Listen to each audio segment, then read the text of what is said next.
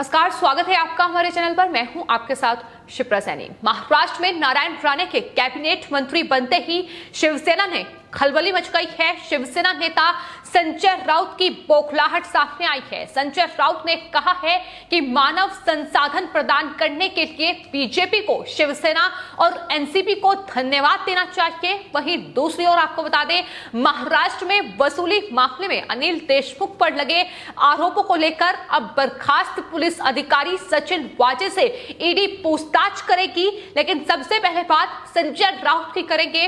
केंद्रीय मंत्रिमंडल में बड़ा बदलाव हुआ है, लेकिन महाराष्ट्र में शिवसेना का डर और टेंशन लगातार बढ़ चुकी है। महाराष्ट्र के हिस्से में 4 मंत्री पद आए हैं और महाराष्ट्र में आपको बता दें बीजेपी के 4 बड़े चेहरों को केंद्रीय मंत्रिमंडल में जगह दी गई है, जिसमें नारायण राणे, कपिल पाटिल, डॉक्टर भारती पवार और डॉक्टर भागवत कराड हैं। ये मंत्री परिषद का हिस्सा बने हैं, जिसको लेकर शिवसेना की पहली बड़ी प्रतिक्रिया सामने आई है। शिवसेना नेता संजय राउत, जो कि राज्यसभा सांसद भी हैं, साफ तौर पर उनका जो बयान आया है वो दिखा रहा है कि किस तरीके से बौखलाए हुए हैं। मंत्रिमंडल विस्तार को लेकर बीजेपी पर उन्होंने तंज कसा है और कहा है कि केंद्रीय मंत्रिमंडल में मानव संसाधन उपलब्ध कराने के लिए बीजेपी को, शिवसेना और एनसीपी को धन्यवाद देना चाहिए। इतना ही नहीं, उन्होंने कहा कि जिस तरीके से मंत्रिमंडल का विस्तार हुआ है, महाराष्ट्र से 4 बड़े नेताओं को शामिल किया गया है। उन्होंने कहा है कि उनमें से 3 कभी शिवसेना और एनसीपी का हिस्सा थे। संजय राउत ने कहा कि केंद्रीय मंत्रिपरिषद में राज्य मंत्री के रूप में कपिल पाटिल और डॉक्टर भारती पवार कभी एनसीपी में थे। वहीं नारायण राणे शिवसेना में रहते हुए महाराष्ट्र के मुख्यमंत्री बने थे। तो ये संजय राउत की ओर से कहा गया, लेकिन सच्चाई ये है कि ये वो नेता हैं, ये वो लोग हैं जिन्हें विपक्षी पार्टियों में महत्वपूर्ण जगह नहीं दी गई, कोई पद नहीं दिया गया और इन नेताओं को पार्टी ने दरकिनार किया, जिसके बाद उन्होंने बीजेपी का रुख किया, बीजेपी में शामिल हुए और केंद्रीय नेतृत्व ने अब उन पर भरोसा जताते हुए उन्हें ये महत्वपूर्ण पद सौंपे हैं। जहां महाराष्ट्र के पूर्व मुख्यमंत्री नारायण राणे, जो कि बीजेपी से सांसद हैं, उन्हें कैबिनेट मंत्री का दर्जा मिला है। तो वहीं बाकी महाराष्ट्र से जो 3 बड़े चेहरे हैं, उन्हें केंद्रीय राज्य मंत्री का दर्जा दिया गया है। तो ये बौखलाहट है और डर भी है शिवसेना का जाहिर तौर पर, क्योंकि जिस तरीके से ये बड़ा फेरबदल कैबिनेट में किया गया है और महाराष्ट्र से इन तमाम बड़े चेहरों को केंद्रीय कैबिनेट में शामिल किया गया है। बात अगर नारायण राणे की जाए तो वो एक मराठा नेता की छवि रखते हैं। उद्धव ठाकरे से उनकी टक्कर लगभग हर मौके पर देखी गई है और चूंकि कोंकण और मुंबई में वो शिवसेना को करारा जवाब दे सकते हैं, उद्धव ठाकरे के कट्टर विरोधी हैं नारायण राणे। ऐसे में आने वाले वक्त में बीएमसी चुनाव भी महाराष्ट्र में होंगे और क्या केंद्र सरकार को बड़ा फायदा अब नारायण राणे के जरिए पहुंच सकता है, ये भी देखना होगा। लेकिन फिलहाल डर और बौखलाहट यही शिवसेना की है कि नारायण राणे को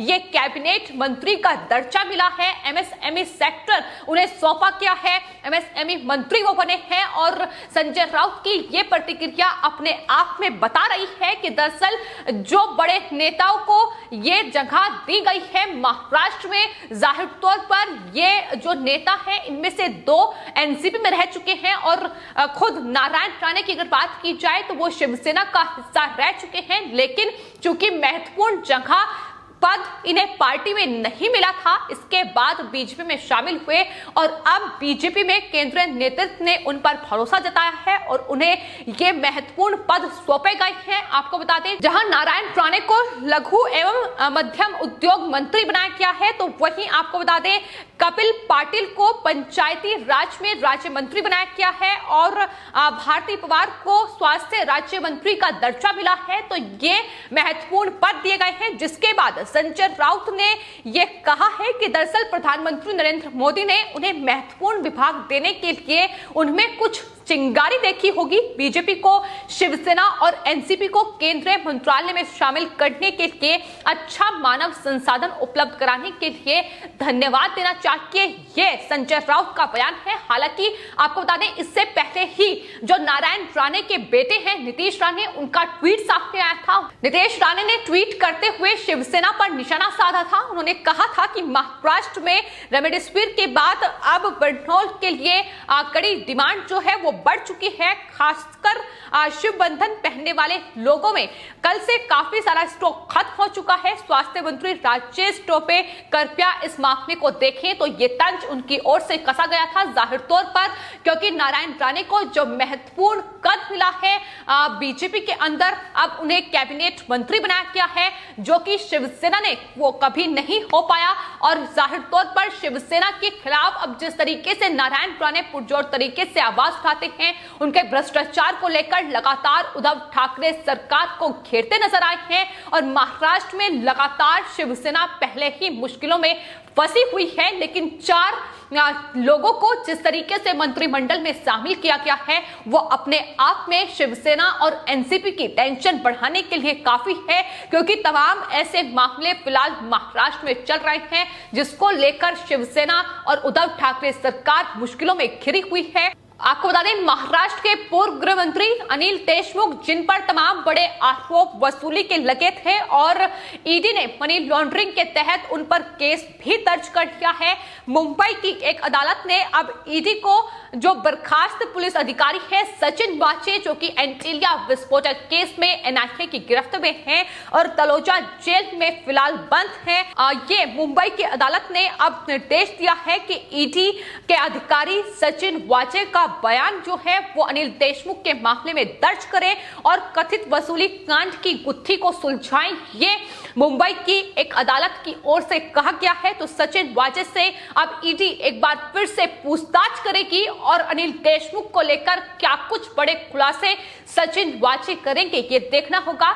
चूंकि महाराष्ट्र में वसूली के इस खेल का खुलासा पुलिस अधिकारियों के जरिए ही हो रहा है। मुंबई के पूर्व पुलिस कमिश्नर परमवीर सिंह ने सबसे पहले अनिल देशमुख पर 100 करोड़ की वसूली का आरोप लगाया था। उन्होंने ये कहा था कि सचिन वाजे, जो कि मुंबई क्राइम यूनिट के अधिकारी रहे हैं, उनके जरिए ये वसूली अनिल देशमुख ने की है और यही वजह है कि अब ईडी को ये निर्देश अदालत की ओर से मिला है कि वो सचिन वाजे से पूछताछ करें। तो फिलहाल आने वाले वक्त में अनिल देशमुख की मुश्किलें और ज्यादा बढ़ती नजर आ रही हैं, क्योंकि पहले से ही सीबीआई जिस तरीके से जांच कर रही है उनके खिलाफ, इसके अलावा ईडी भी लगातार महाराष्ट्र में वसूली का जो रैकेट सामने आया है उसमें लगातार जांच कर रही है और तमाम छापेमारी जारी है। अनिल देशमुख के 2 जो करीबी हैं उन्हें भी गिरफ्तार किया गया है, जिसमें उनके निजी सचिव और साथ ही निजी सहायक शामिल हैं।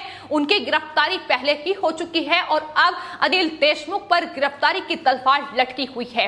तो महाराष्ट्र में महाविकास आघाड़ी सरकार, एनसीपी, शिवसेना और कांग्रेस पार्टी की सरकार है जो हर रोज मुश्किलों में फंसती नजर आ रही है, क्योंकि एक तरफ महाराष्ट्र में इनके भ्रष्टाचार और जिस तरीके से उन्होंने वसूली की है वो लगातार उस पर खुलासे हो रहे हैं, और दूसरी ओर अब बीजेपी अपनी तैयारी पूरी तरीके से कर रही है।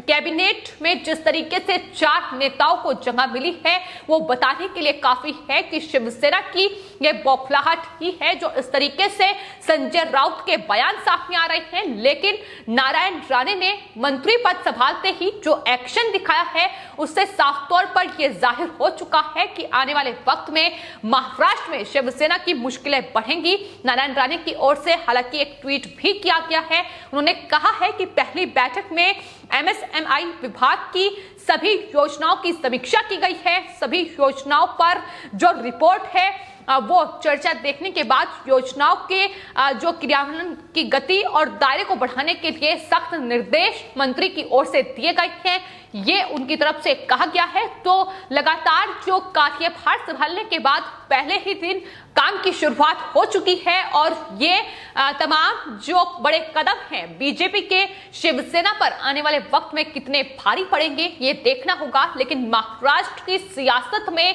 उबाल जरूर आया है। जिस तरीके से 4 बड़े चेहरों को कैबिनेट में जगह दी गई है और तमाम चेहरों को महत्वपूर्ण पद ही सौंपे गए हैं। बात अगर नारायण राणे की जाए तो जाहिर तौर पर शिवसेना के लिए झटका इसलिए ही है क्योंकि शिवसेना में वो मुख्यमंत्री रह चुके हैं। 6 महीने मुख्यमंत्री का कार्यभार उन्होंने संभाला था, लेकिन उसके बाद उन्होंने कांग्रेस पार्टी का रुख किया और अब वो बीजेपी से सांसद थे, लेकिन कैबिनेट में उन्हें महत्वपूर्ण जगह मिली है जो जाहिर तौर पर शिवसेना की टेंशन बढ़ाने के लिए काफी है। फिलहाल आपकी इस पूरे मामले पर क्या राय है, हमें कमेंट बॉक्स में जरूर लिखें और चैनल को सब्सक्राइब करें। धन्यवाद।